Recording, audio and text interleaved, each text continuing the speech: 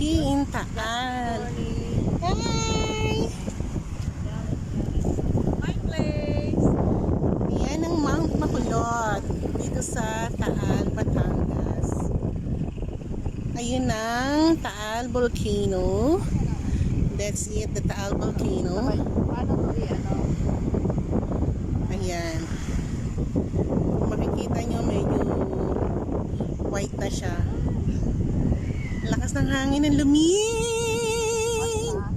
Yun yung maliit na nakikita natin na napagkakamalan natin yun yung Taal, pero hindi pala. Sa kabilang side yan ay yung Mount Makulot. Enjoy!